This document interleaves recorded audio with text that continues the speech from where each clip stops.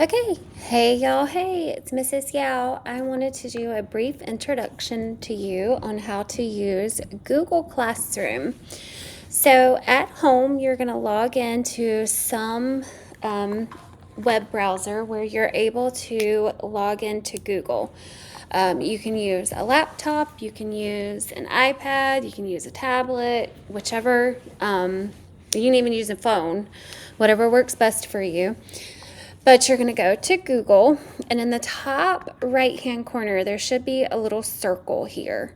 You're going to click that. If you already have a Google account and you're already logged in, you're probably going to see either a picture that you've placed there as your profile, or you're going to see the first letter of your last name or first name.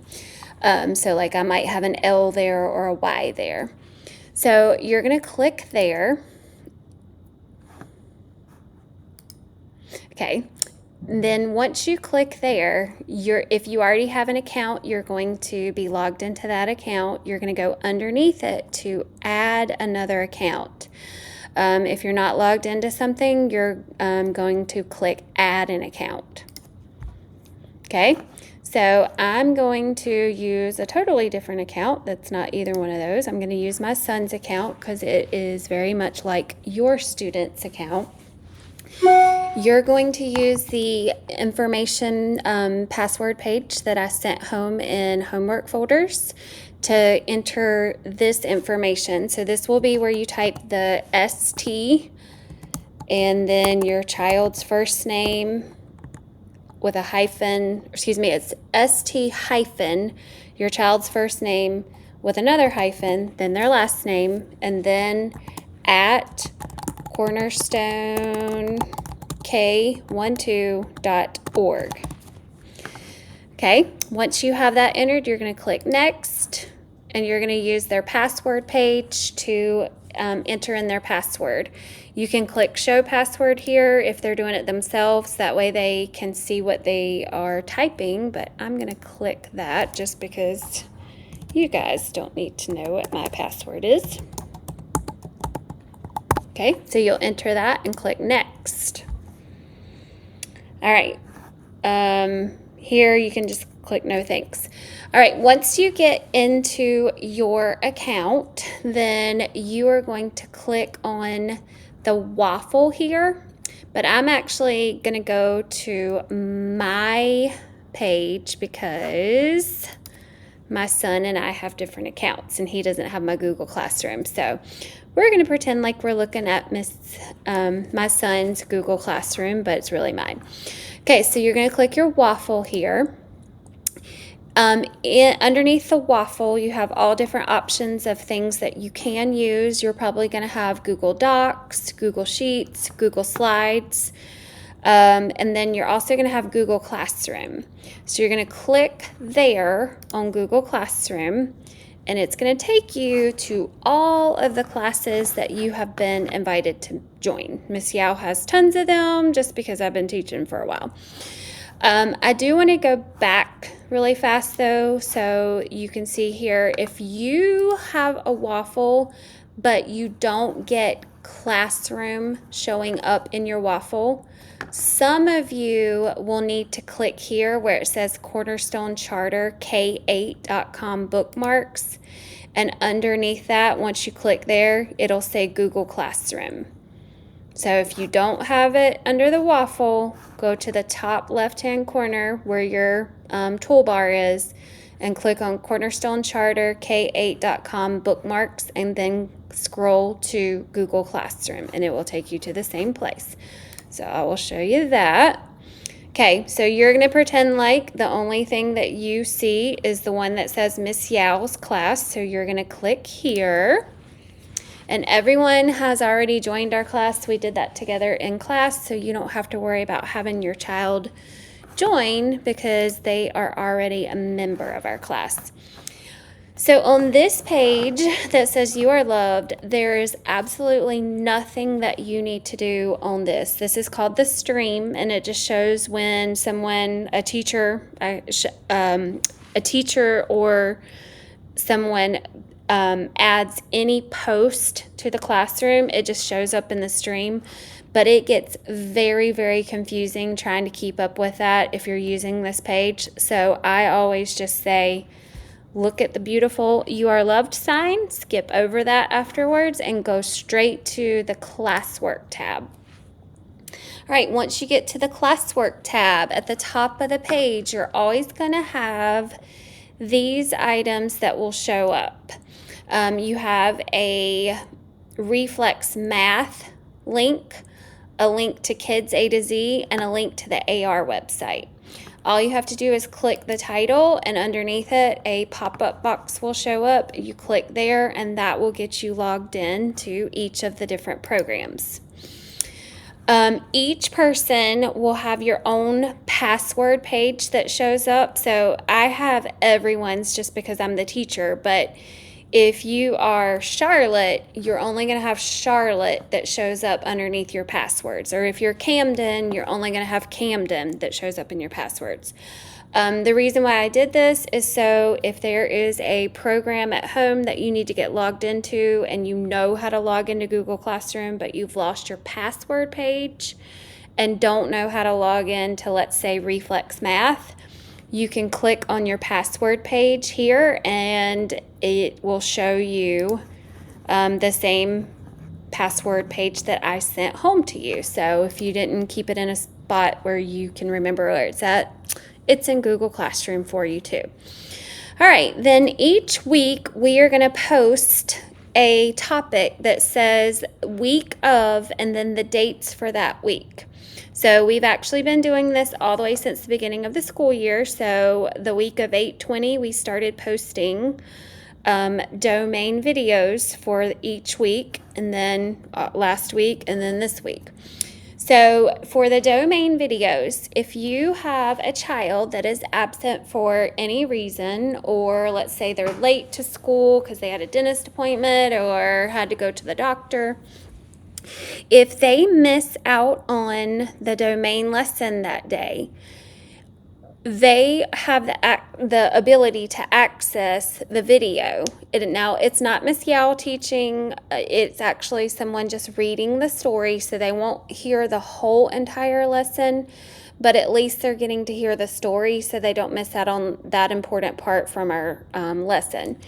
So let's just say this week is 9/3 through 9/6. Let's say you are absent today. You're going to click on Domain Videos, and you're going to go to today's Wednesday. There was a review and there's not a video for that, so there's not anything I need to do. But let's say I was absent yesterday on Tuesday. So Tuesday, my paper that Miss Yao gives me when I'm absent that says I need to go back and listen to Domain 1 Lesson 8 shows me that I need to go to Tuesday, Lesson 8, and I'm going to go to the video, and I'm going to hover over it. Maybe. There we go. And a little pop-up will come up that shows you the full title, and this shows you that this is Lesson 8. So you're going to click on that so you can see the video that you missed in class. Also, anytime you know that there's a domain test coming up, your child has the ability to go back and watch any of the domain videos. Like if you see that they get a paper that comes home where they had questions to answer about a story and maybe they didn't do so well, they can go back. Let's say they didn't do well on Pecos-Bill. They can go back and find the video on Pecos-Bill and watch the story. You'll just have to look under the couple of weeks of that domain. So like Pecos-Bill would have been a video from last week, so you would click here and find the Pecos-Bill video to watch from our lesson last week. You can also go back and watch every video if you would like. That is your prerogative, so go right ahead. The night before every domain assessment, we will post a domain review. We do this in class as a game to play together to do a review. But I've also told all of the students that they are welcome to do it at home as well. So they just click on the domain review.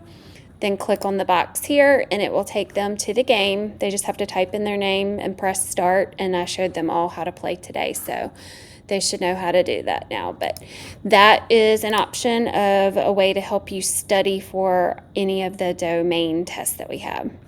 Now let's go back up here really fast to these websites that I talked about before. So Reflex Math, all of the students have been introduced to that. It is a really good program to help them learn their addition facts and subtraction facts very quickly and get to where they're in a rhythm of being able to answer them quickly. And then after that, once they've mastered addition and subtraction, they move on to multiplication and division. So this is something that I've encouraged them to use each day. They can use it in the classroom, but they can also use it at home. So if your child is saying, Mom, Dad, I want to do Reflex Math, and you weren't sure whether or not it was okay to do, you are okay to give them the green light to do that. And then Kids A to Z is also something that we have been shown how to use. It's something that we do use in class during literacy stations, but they are also welcome to do it at home. If they don't have a book at home that they'd like to read, or let's say they brought their library books home and they've already read them and they need to do their reading for the night and they don't want to reread their library books again, this is a great resource because it has tons and tons and tons of books inside or on the website where they can go and click on the book and they can actually listen to the book, read the book, and then answer questions about the book to make sure that they understood it. So they are welcome to use that as well. And then for the AR website, they are also welcome to take an AR test at home. So if you go on this website, make sure that that is the only thing that you do. Don't do a STAR math test or a STAR reading test. Only take AR test. And they're welcome to do that at home after they read a book. And if they don't have time to do it at home, they are still able to do that at school. So don't feel like they have to do it at home. All right, and I think that is pretty much it. The literacy rotation chart, I told them that's really just for me, but I had to post it, so I have it each day, so they don't really need to do anything there. That's really just for Miss Yao, so they don't need to click on that. All right, so I think that's pretty much it. So next week, whenever we start the week of 9/9, you'll see a new topic that comes up that says week of 9/9 through 9/13. It'll have next week's domain videos, and if there's anything in there else that we need to post, it would be posted under that. We will start doing some literacy station assignments where they may have a topic pop up that says literacy stations. If that's the case, they don't do any of that at home unless they're absent from school, and I will always have that listed on the paper that comes home with them when they are absent from school. So other than that, though, they shouldn't be going on the literacy stations to do at home. All right, I think that's it. If you have any questions, please feel free to reach out to me. I hope this helps, especially with some of you getting logged in at home for the first time. All right, let me know if you have questions. Thank you.